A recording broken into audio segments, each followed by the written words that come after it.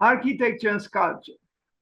I start with indirectly, obliquely, by showing, because I start from his thought that architecture is an inhabited sculpture.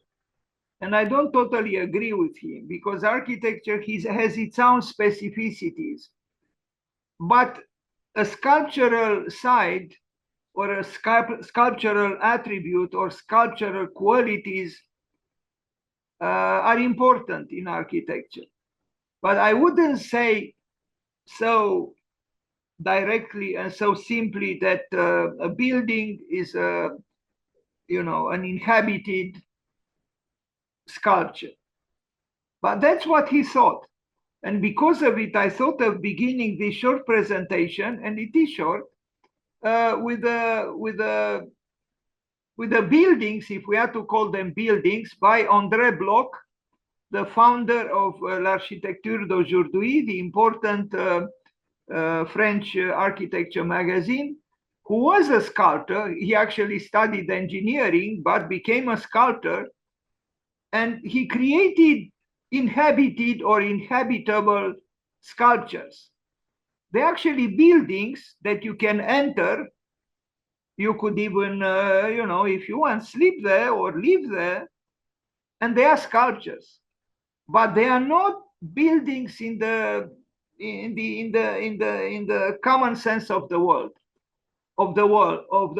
But again, let's take a look a little bit at this aspect, architecture and sculpture, by looking at a few very, very interesting works by André Bloch.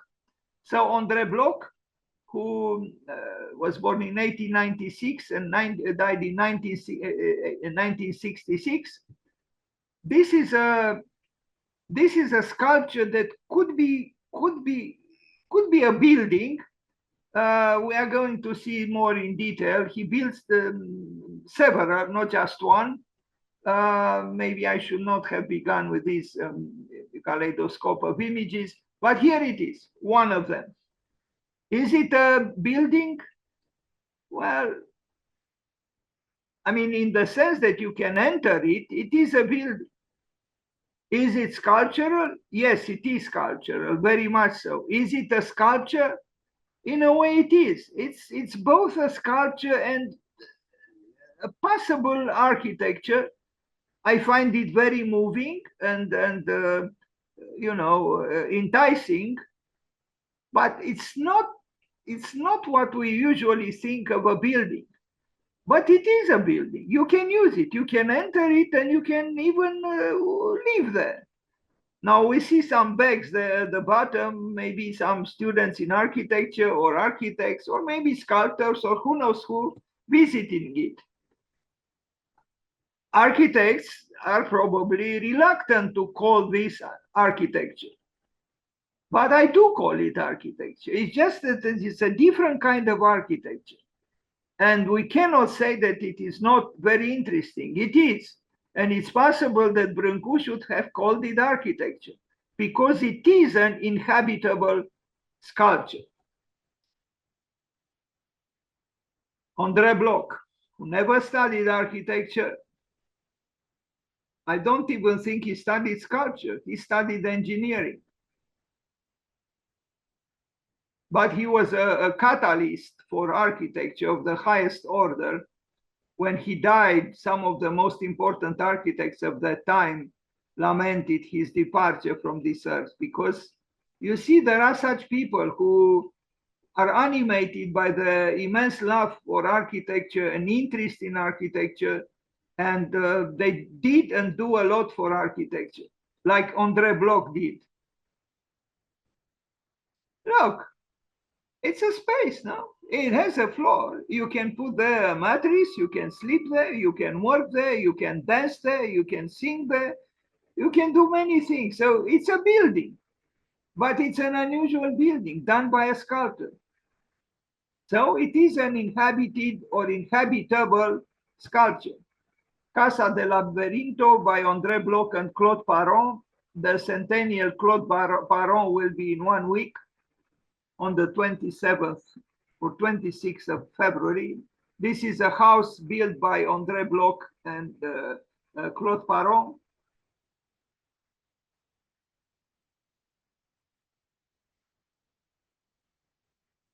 So the relationship with Brancusi is based on a statement by Brancusi that architecture is an inhabited or inhabitable sculpture.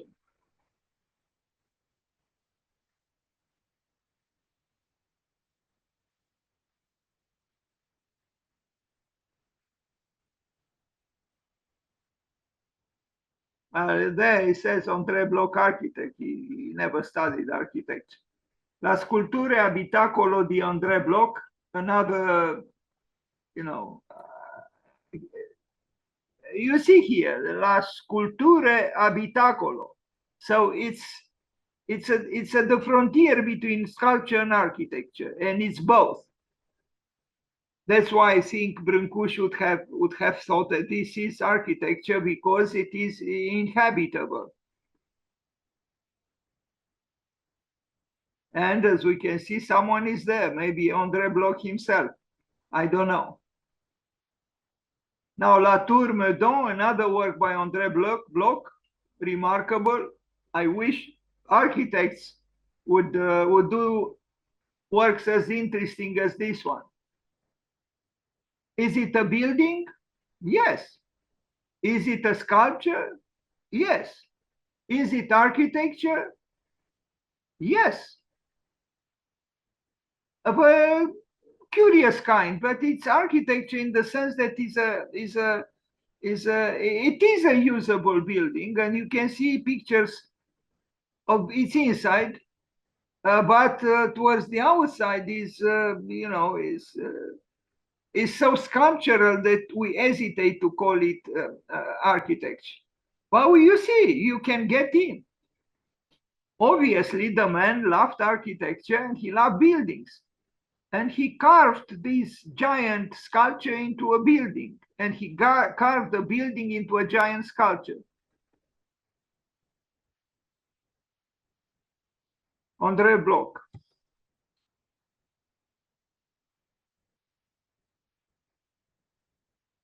I love it. Of course, it's not for the bourgeois, there is no glass at the windows. There is no kitchen. There are no, there isn't the paraphernalia of comfort that the bourgeois likes. But it could be used as a building. And now, what's going on? I should have put here. Now we go to, I prepared this rather in a hurry. I should have said the next building that I show is a Wolfprix and Kop Himmelblau, because for Wolfprix, as I already mentioned, Brancusi was the most important artist of the 20th century. And now we are going to see a part of this large building that he built that could be related to the work of Brancusi.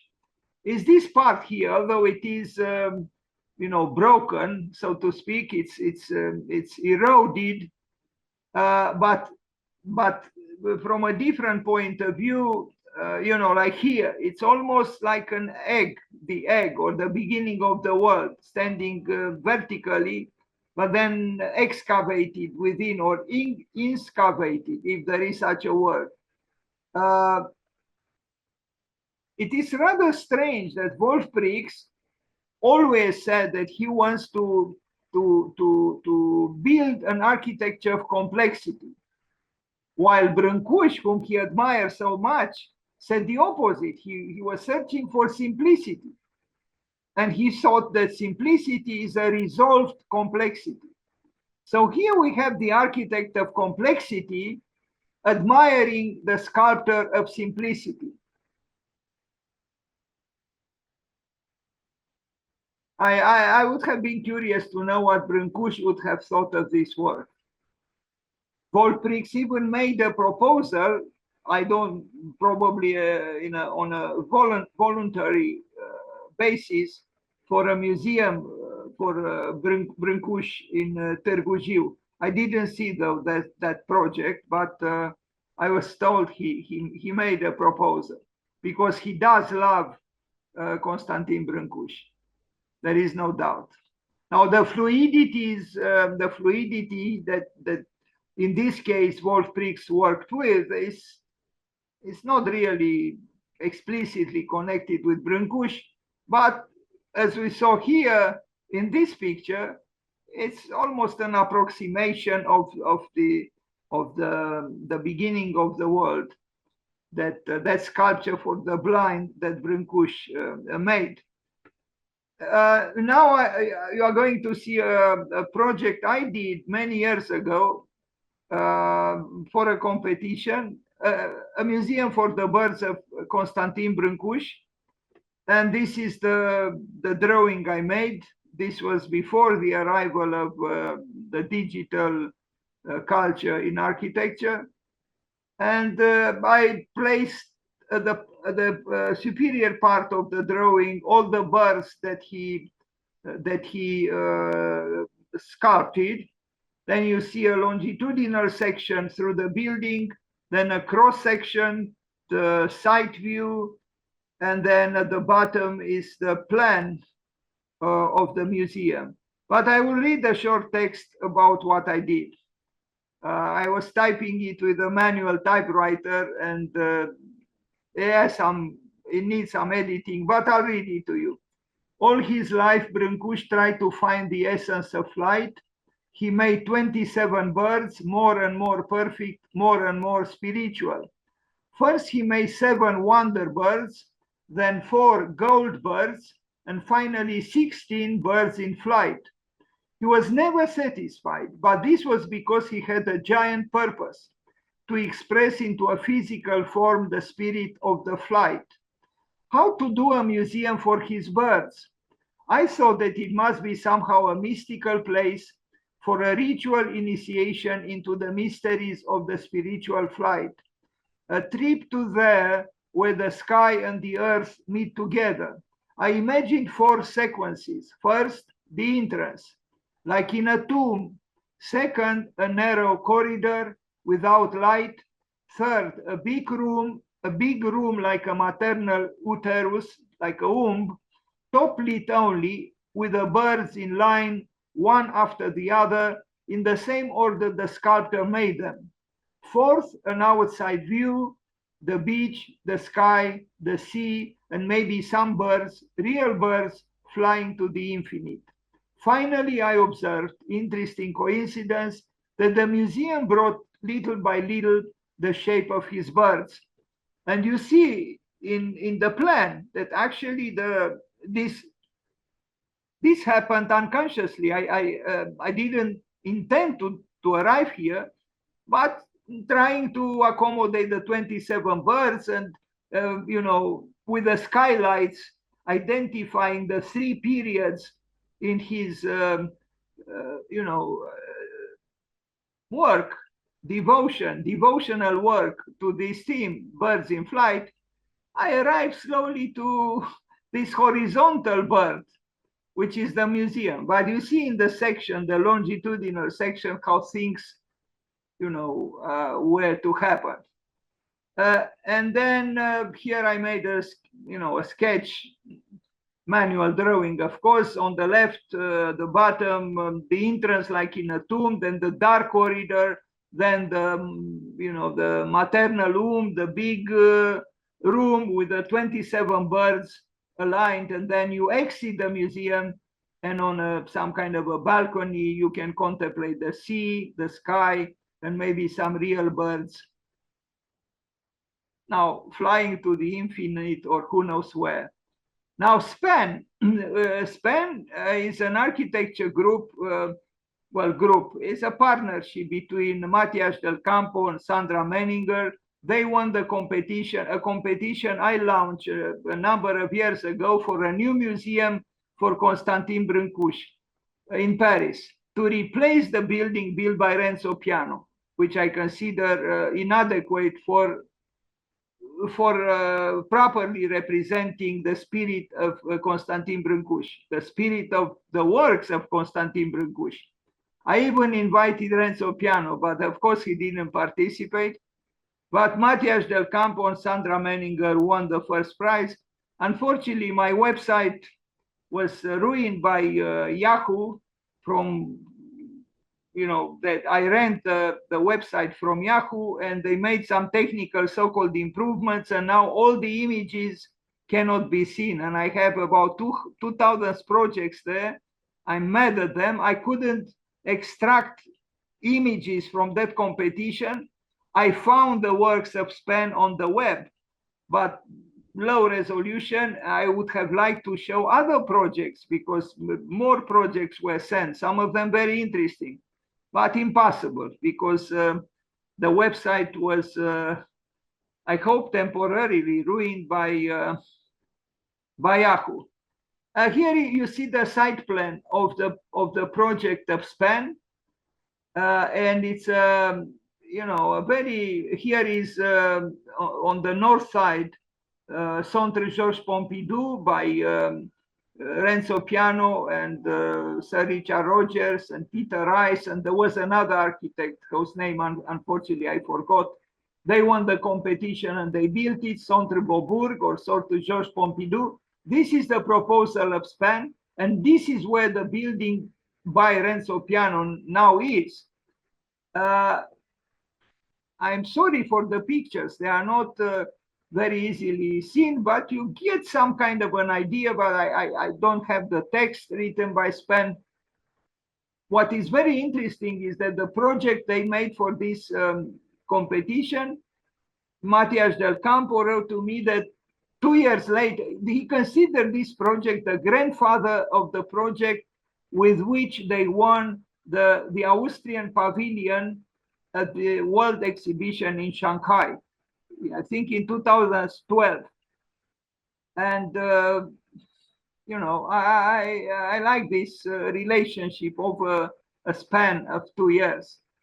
Here is a section, in my opinion, here the ceiling was a little bit too low for Brâncuș, for his sculptures, but the plan and I hope I have, they are a little bit hard to see, and I apologize. I would direct you towards the website, icarch.us, but I checked in the morning and there were no images. They said that they will restore them, but I don't know when. The museum essentially is this one. And what you see on the left is Centre Georges Pompidou, a digital rendering. But this was supposed to be the museum as conceived by Matias Del Campo and Sandra Menninger. And you see it here, where the landscape becomes architecture and architecture becomes landscape. And what you see here on the right are the constitutive parts that compose this organic, roofing of the building.